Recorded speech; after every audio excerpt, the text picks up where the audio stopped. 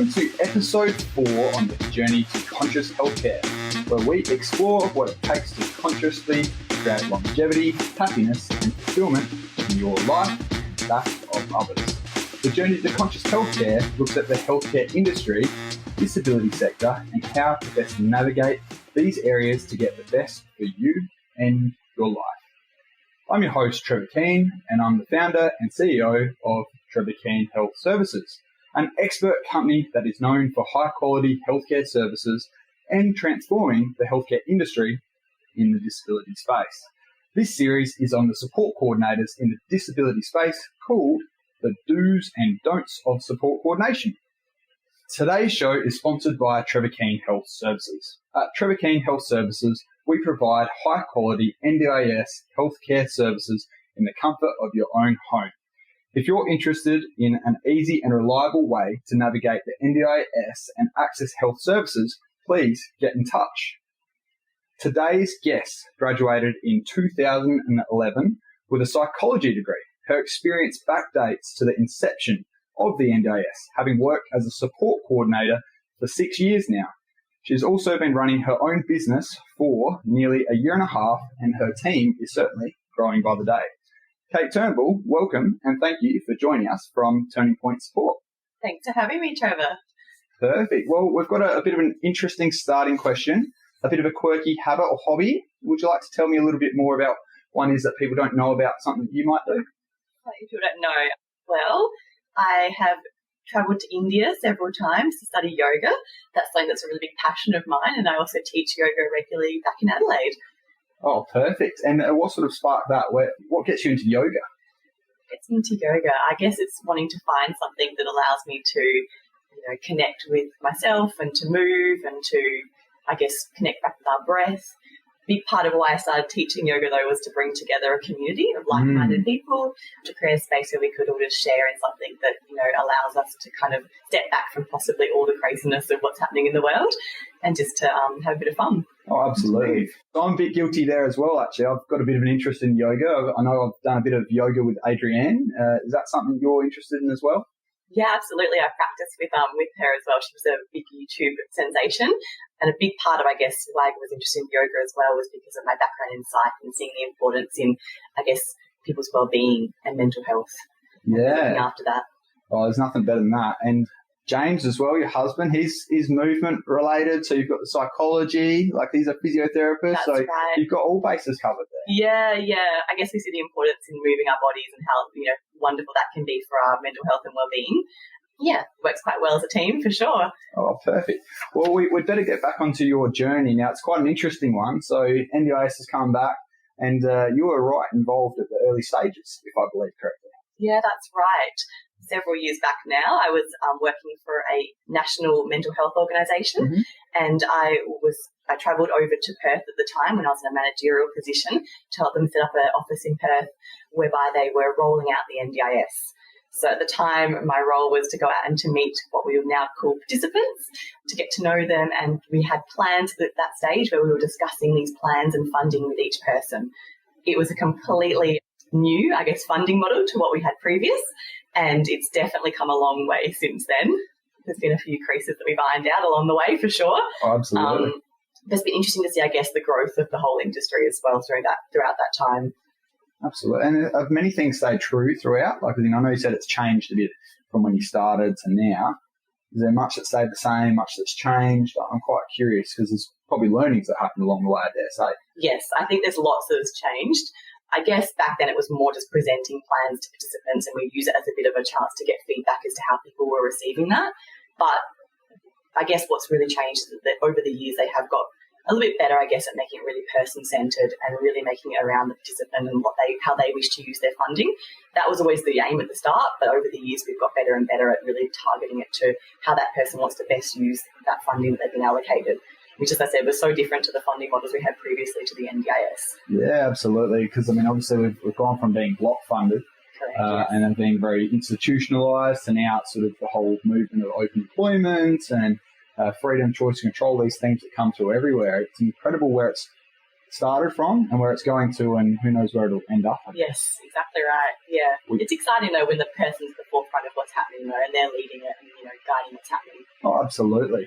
I must delve on your psychology background. So you've studied that. In regards to your team, typically, who do you sort of work with and how are you different? Because I understand there's levels of qualification that are required or certain experience for them to join your team. Yeah, I guess as a team overall, we're really diverse, and that's been something that's been really intentional. We all have different backgrounds and we all have different skill sets that we bring to the role, and we're obviously all based across SA as well, so that allows us to have really good knowledge of different providers in different areas. It was important to me to get a really diverse team so that what we do when we get a referral is we actually look at that participant and work out who will be best suited in our team to support them. So we're really tailoring our service as well to the participant. I guess predominantly in our team, though, we do have more of that psychology, social work background, and that's where I guess we tend to get several psychosocial referrals for participants with psychosocial disabilities, just because I guess we have a bit of a deeper understanding as to mental health and that sector. We really know how that sector works, which helps a lot. Absolutely. Well, I'm intrigued. It could be a little bit topical as I bring it up, but as we sort of talk, there's this psychosocial recovery coach. Now, I know that you guys do that in your business as well at Turning Point Support. Like, as in, how do you see that evolving? Because we've got support coordination, we've got all different levels, 1, 2, 3, through to psychosocial recovery coaching. Interesting as to the qualifications for people to be involved and how it's changing. Any thoughts that you've particularly got your front runner with it? Yeah, I guess, yes, we've naturally progressed into the psychosocial recovery coaching role just given our backgrounds. And where I see it going, I mean, I think it's just going to continue to grow. It's fantastic for me to see that there's more emphasis on something specialised towards mental health in the NDIS. I think that was often an area that was perhaps missed, the mental health side of supports. But this psychosocial recovery coach role is really, I guess, a more in-depth look at supporting someone with mental health, and not only just, going out there and supporting them with services, but actually, coaching and more regular contact. So we tend to create a bit of a different approach between this recovery coaching role and the support coordination role. With the recovery coaching role as a team, we've really thought about how to best do that, and that's where we do a lot more face-to-face more face-to-face meetings, and we tend to have like a regular coaching session with that participant. I guess, I see that role continuing to grow as the sector grows as well, just given that there is a different approach with working with someone with psychosocial disabilities versus, other disabilities as well, and just tailoring to the individual is really important. Absolutely. And has it been quite receptive? Have you felt that participants have been pretty receptive in that role? Or I'm quite intrigued because my experience, I've seen a lot of, not so much the psychosocial recovery coach, but support coordination hours haven't been hugely beefy when it comes to people with psychosocial disabilities. So I'm interested in how that gets navigated and utilisation of funding, but also then increasing independence. It's a challenging piece because, mental health is pretty challenging, of course. So any thoughts you have would be lovely to hear. I guess you're right in that the psychosocial recovery coaches generally have a greater amount of funding in plans. But my understanding of that is that the role itself then is more hands-on and, is a regular catching up with that participant to explore all aspects of their life around their idea of recovery. So it's really individualised as to what recovery means to them. At Turning Point Support, we have forms that we use, which are our psychosocial recovery coach plans, and we go through them with participants around what their goals are around recovery, and they might be as simple as, I just want to be able to go to check my letterbox and feel confident to get out of the house and to go check that once a week. So it's really working out what that goal is for each person, and then we provide regular coaching sessions, so that might be 2 weekly catch-ups with that person. Sometimes might be taking them to an appointment, perhaps being there for that first physio session, just to build a bit of confidence if they're feeling anxious about meeting a new therapist. So it really is a little bit different from support coordination. I think it's important to create a difference between the two. And the fact that there's more funding for the recovery coach role allows for that as well. Yeah, because it can be often challenging if you're running out of support coordination hours, what do you do? And I totally understand that from us having provided therapies. The first time that you meet a therapist, often in the disability sector, participants will want to be with one therapist. They won't want to chop and change necessarily. And so meeting new people can often evoke, a bit of anxiety, and it can be a bit of a nerve-wracking time. You've got to sort of lay bare and say what it is that you want to achieve, and they know a lot about you and that rapport and trust building. Something I'm assuming you and your team with the qualification and experience are probably great at. Is there any sort of tips about how to build rapport and trust with participants early days? I think it's just finding something in common, perhaps, and it could just be, sharing a joke or something that's getting someone to laugh, or, sharing something that's in common. We have strategies as well, I guess, having psychology and social work backgrounds around asking deeper questions. So rather than just asking what we call surface level questions where it might be a yes or no question, yes or no answer, question, we tend to ask questions that are 3 levels deep. So once you get an answer, you then explore that further. An example would be, what did you get up to on the weekend, Trevor? You said you went to watch the cricket. I'd say who was playing, and then, how was the match? So you kind of just, we use that as a way to build rapport by getting to know someone on a bit of a deeper level by, I guess, asking questions and really getting to know them. Yeah. We take the time. It's a big focus in our team around getting to know somebody. Yes, we have, support plans and recovery coach plans that we use to kind of generate that conversation. But I always say to the team, go off script. At the end of the day, everyone's an individual and we want to spend the time to really get to know them for who they are, because at the end of the day, then we can do our job to the fullest by knowing them. Oh, absolutely. I think being heard, appreciated and understood, I think that's massive. Absolutely. It's really important. Yeah, so I'm interested, Kate, as far as what actually got you involved in, the mental health and disability sector. Is there anything that sparked your interest? I guess really wanting to help people. And I know that's a very generic thing to say, but really, I guess I came from a place of wanting to allow people to live their best possible life, to feel seen, to feel heard. And I saw the NDIS as an opportunity whereby someone is really leading their own life, and they're able to make choices and act autonomously. The support coordination role really appealed to me from the start, because I saw us as someone there that, a role essentially where we're able to help them to create that life that they want, but not, to a point that we get them whereby they're actually leading it themselves. So although we support someone, then they're actually able to kind of continue on from there themselves. So it's a big part of why I got into the role, just because I wanted to allow someone to kind of flourish from there. Oh, absolutely. And I'm intrigued as well. So with psychology, I'm assuming there's a few different pathways that people go along. But so not a clinical psych, you didn't choose to go down that pathway. You quite enjoyed the support coordination aspect, and your experience was in that realm. Was there any thoughts about that at all as far as the divergence? Assuming psychologists generally go one or two ways. Well, I guess when I left university, I actually moved into a management position, and that was with a mental health company, a national company at the time. And through that, I was exposed to the support coordination role with the rollout of the NDIS. It was obviously a new role, and it was created to assist participants to better use their NDIS plans, because obviously as we're changing funding models, it was completely new to everybody. So the role was really there just to help people find their feet in the industry and participants to get the most out of their plans. I saw the opportunity not only to help participants get the most out of their plans, but to allow them to take control of their lives again, and that they're leading the whole process along the way. So a big focus of what we do is to empower people to really lead their own journey. I can see you really sort of spark up there, get a little bit more happy and vibrant. That, I think there's something really about being, say, something like a guide and being able to help someone on that journey. You're not necessarily the boss, you're there, and that you've got some tools and skills that you can help impart with them, but fundamentally they're leading the way. And, absolutely. I find that personally very rewarding. Oh, absolutely. That's a big part of what we do, for sure. Absolutely. Well, that's fantastic. I must jump in. So mentors, have you got any mentors? And I'd love to know if you've got any good bits of advice from them. I guess a mentor in my life has probably been my father, my dad. That's certainly where I get my entrepreneurial side from. And that's, I guess, where I got this business side from. So not necessarily the mental health or the disability background, but probably the business side. When I started out working as a support coordinator at the early stages, I really saw the need to create a quality service, and one where people were highly skilled and really competent in the role. That's why a big part of what we do at Turning Point is around providing professional development to our team.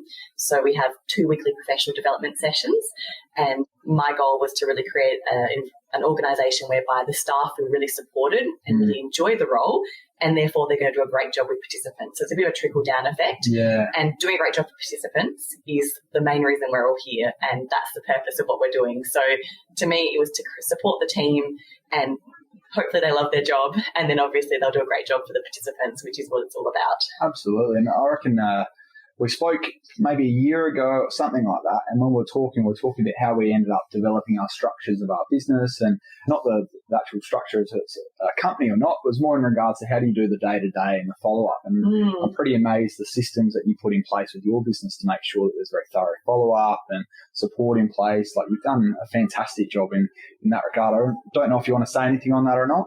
Oh, I guess it's just really around providing a high level of support and ongoing training and professional development to the team. The role is forever changing as well. The sector is definitely forever changing. So it's really important to stay ahead of the changes that are happening, and that's a big part of what my role is as the manager. So always staying up to date with what's changing and then, relaying that back to the team. Another aspect, is, I guess, of our organisation that's a little bit unique is that I also am quite a hands-on manager. So I have a small caseload as well. So I work with psychosocial participants and our support coordination. I work with a very diverse range of participants, which I love. And that allows me to really keep a good handle on what the role is about and also the changes that are happening. And I can really speak from actually doing the role myself, which is so important to me. And I guess if people call up Turning Point support, they're going to speak directly to me, which is the way, I really love that that's, the approach that we have as a team. Yeah, highly personalised. Absolutely. You talk about an ever-growing and changing space. Yes. I'm quite curious, whereabouts would you suggest that people go to have a look for information?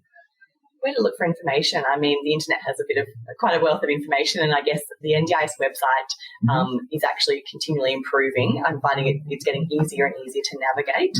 I also think DSC, their website is a wealth of information, and they send out fairly regular email updates on different things that are changing in the sector, different papers that are getting released.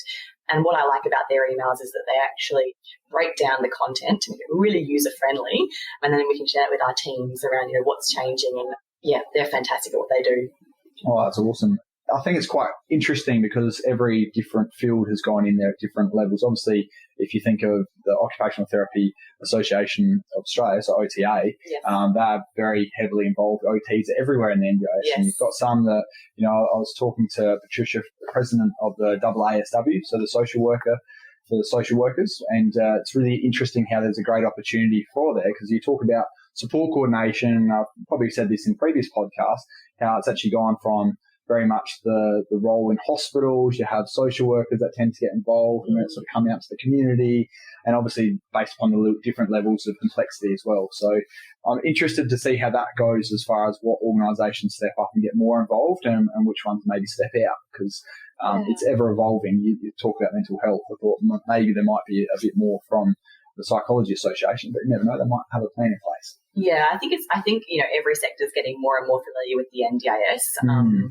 I know it's been around, since 2013, but we're still obviously getting more and more information, and that's getting, translated out to the various agencies and peak bodies. But yeah, I think there's definitely room for those different peak bodies to get more and more information as well. I think there's a lot that they could learn that's probably would be very helpful. Oh, it's awesome. I plan to interview the presidents coming up of various different organisations, so I'll sort of look forward and I have to update you afterwards. Yeah.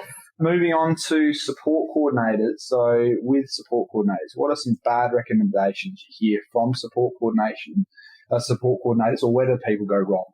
I'm not too sure about bad recommendations. Probably won't necessarily name any, but I guess where people may go wrong in the role is perhaps not doing their research as to providers.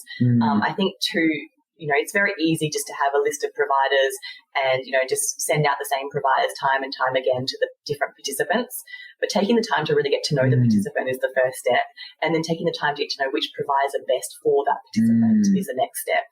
And I think different providers out there, not all OTs are the same, not all physios are the same. And taking the time to really get to know what they specialise in is really important to then make sure that you're providing quality options to that participant that are tailored for them. And then it's up to them to make that choice as to who they would like to go with for that service. Absolutely.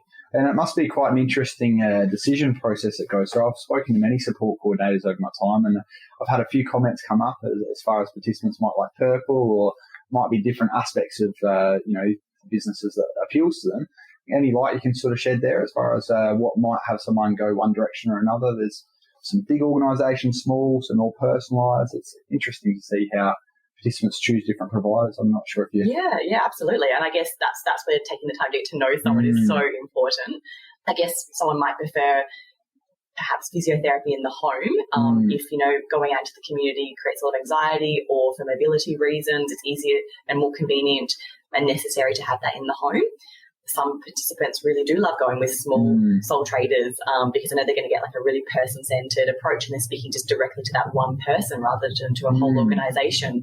Some people like the security of going through a big company whereby if one support worker is not available, they can get another support worker in to cover that shift. So it really depends. And again, we ask all those questions about when we meet with our participants to get to know what's the best fit for them. Absolutely. And as we go further in, so for support coordinators, there's a lot of stress that's involved. It's a pretty challenging, the phone picks up, then you've got an email, then you've got someone coming for a meeting. Lots of different changes happen. So I'm quite intrigued as far as how you suggest support coordinators can handle the stresses and the constant obstacles that they face. Yeah, I mean, gosh, I guess self-care is a very easy thing to say, harder to do sometimes. But I think just really being mindful of your time is really important in the role and, making sure that you're carving out good time during the day to do parts of the role. I know some of the team we've talked about when they work best, whether it's morning or afternoon. We do spend a bit of time in our team also talking about, how does each person work best, whether that's answering emails in the morning and then doing follow-up calls in the afternoon. It's important to know how you work best as well to make sure that you're, working effectively and also conserving, your own energy levels. With the role as well, I think it's important to look at caseloads and to focus on not necessarily piling someone up with a huge caseload. As a support coordinator, it can be really easy to say yes to a lot of referrals, but actually looking at the quality of what we're providing. So at Turning Point Support, we focus on really small caseloads because it's important to me that we provide quality. We spend quality time with each participant as well. And also the team, we don't want burnout. We don't want people to be stressed because they're not going to do a great job at the end of the day. So it's important that we find a balance between caseloads and obviously people being busy, but also allowing them to have that work-life balance is really important too. Absolutely. It's Sian, who I spoke to recently as well. She was going through very similar things as far as making sure personalised service, smaller caseloads, high support. It seems to be a bit of a theme. I would certainly both recommend both of you guys as a fantastic provider. There's obviously a bit of a theme going on there as far as some of the things that are working quite well. We've all done the sort of working late into the evening and we all know what that's like, burning the candle at both ends. So I think you only have to do that a couple of times and then realise this is not sustainable. And what's worse is it's obviously not helpful for the participants either.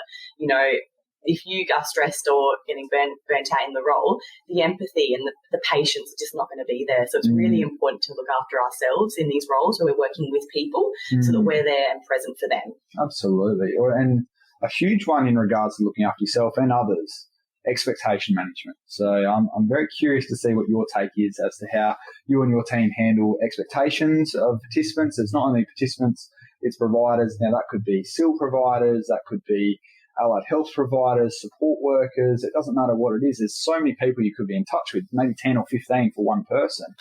How do you go about managing expectations and keeping sane, maybe keeping it out of your head in a place, or what do you do to manage expectations? Yeah, I guess it's about being just open and honest and, communicating with participants around the hours that we do work, so putting in clear boundaries as to, this is when I'm available for phone calls or emails.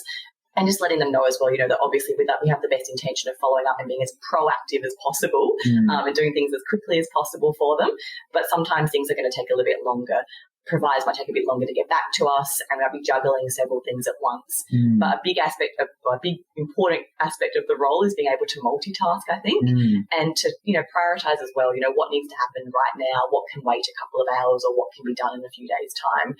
Obviously, we'd like to help everyone straight away, but it just, we need to obviously make sure that we're focusing on what the priorities are, but then communicating that back to the participants and saying, look, I'll get back to you in a couple of days on this, and so that they're aware as well, so we're not creating unrealistic expectations too. Yeah, it's a challenging one as far as if the phone's not ringing or if I haven't got an email or something happening, whereas, I don't know how many exploring housing option reports and that we do, but often there's a lot of desk work that's required, and it's not necessarily every week that you're talking to someone.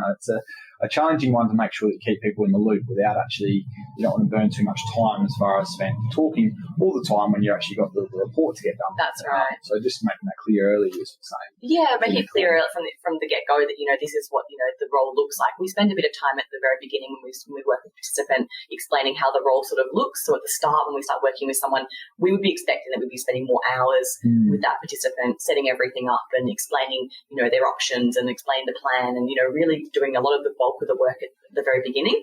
And then we would be checking in every couple of weeks to see how it's all going. So that's the point where it's in a bit perhaps more of a maintenance stage. Of course, things from time to time pop up. There's crises that happen. It's life, but it's around managing, that expectation of what the role sort of looks like, as well as, I guess, we're a team. And team is the key word because we do work together, and that's where we share resources. If someone in the team, is finding that their, workload has really increased, then we look at how we can perhaps share that a little bit more amongst the team. We also resource share a lot. So that's where, if someone's finding that they're spending hours trying to find the perfect SEAL provider, say, we might be sharing as amongst the team, this company actually has availability at the moment, just to kind of not work harder, but work smarter. It's a tricky one. And speaking about working smarter, not harder, if we had an example with someone with a 12-hour plan, for support coordination. I feel like you're very good with being organised and time management. So I'm going to throw this one out at you, a little bit left field. But say if I've got a participant with a 12-hour plan, how would you sort of maximise or utilise that better so you can still get through? Because I'm seeing a lot more plans come through with less hours and support coordination. And I know that I hear change of circumstances and all this come through, but is there any way that you think you can navigate a 12-hour plan? I don't know. We can call it Jane maybe if we must. So Jane's 12-hour plan, what are we going to do to try and maximise the use there? Yeah, 12 hours is challenging. An hour a month is how the NDIS sort of put it out, but it's obviously never going to be quite like that. It doesn't work quite that well. Yeah, that is really challenging. And look, we get 12-hour plans fairly often. As you said, that's becoming a little bit more common now. My hope would be if someone's funded for 12 hours, though, that they've been assessed that that's what's necessary and that, there's not a higher level of support that's required. If we find that once, in the first month of working with someone that we're actually using a lot of hours because there is a lot of work to do and a lot of support to provide for that participant to get things all set up or perhaps to, manage a crisis, we would be then going back to the agency and saying, look, this is the situation and gathering reports to kind of really support. I know you said you hear change of circ, but that's what we'd probably be looking at doing or a review of a reviewable decision just to get things changed in that plan if there was a lot that needed to be done. We also explore, I guess, communicating with the agency. So we might be saying, look, we've got it to this point, and they might actually say, okay, we're happy then to, do a warm handover back to the LAC, and the LAC will then kind of manage it from there. But what we're really finding is when someone is funded for 12 hours, it's just a matter of having a discussion at the very start of that plan with the participant around, we've got 12 hours of funding for the next year, say, for Jane, and what that's going to look like. So, and, how are we going to perhaps structure that? How that participant like us to use those 12 hours is also really important to gather because it's their decision as to how they use our funding. And if they would like us to spend 6 hours at the start setting everything up for them and then they're pretty happy just to cruise through the rest of the year and then just come on board a little bit at the end to help them with their plan review, that's what we do. If they say, no, I'd really like you just to call, check in every couple of weeks and, we have a 20-minute phone call just for an update and then we can, change things if need be, perfect, we'll do that too. So it's really up to the participant how they want to use their plan as well and how they want to use our funding. I love how transparent you are at the start with what you can get done. So you take it on face value that, hey, yeah, this is the amount of hours that are required if that's what it's been funded for. Likewise, if you sort of go down the road and it's sort of not looking like it's going to match, then you have the conversations at that point in time and you're very proactive on the front foot about it. Absolutely. It's important to do worse. that. Yeah, there's nothing worse than when you get on the back foot and you're like, oh, what's actually happening here? How do I handle this situation? Especially when funding's running out, because you don't want to have the lack of continuity. You want to make sure that people have services and they're all looked after throughout. So very intriguing. So as far as any daily rituals that you sort of have, like I'd love to know rituals or what's a typical day look like for you? I'm quite intrigued because support coordinators, they do a bit of everything, right? Yeah. So what's a typical day look like? Typical day. There probably is no such thing, to be honest. That answer a bit. Yes. But I guess in the morning I try to get up and do something for myself around maybe go for a walk or meditate or spend time with my family just to kind of set myself up for the day. I think that's really important rather than race straight to the desk. And then obviously I would be starting work 8:39, working throughout the day, but making sure that I take good breaks throughout the day as well. It doesn't always happen. I'm not going to pretend that this is a perfect world and that always happens, but that's usually my intention, to at least take a couple of short breaks just so I can reset and then come back with like a really clear mind. Is it like a 2-hour block then, or? No, I mean like a half an hour lunch break. I'm saying like work breaks. for 2 hours and then yes. 5 or 10 minute break, coffee, tea, whatever it might be. Yeah, something like that. Something on those lines. And look, that would be an ideal day for sure. That's what I strive for, but it doesn't always happen. Sometimes the phone rings and it's like it needs to be acted on fairly urgently, and that's just the nature of the role as well. I do find, though, having done this role for quite a few years now, though, you do get a good handle on how to kind of best use your time, and what are the priorities, as well as, perhaps a participant might call and it might actually be something that's better addressed by their OT, for example. So I often recommend to the team looking at who's best to work with that situation as well. Sometimes, yes, the support coordinator definitely needs to jump in and really manage the situation and talk to all the service providers. But sometimes it's actually might be the physio or the OT that's better suited to handle that, to handle whatever's arisen. So we really do spend time thinking about who's best suited as well, without just jumping in all the time, because that can be quite exhausting. Absolutely. And also, I guess, a big part of our role is to empower the participant.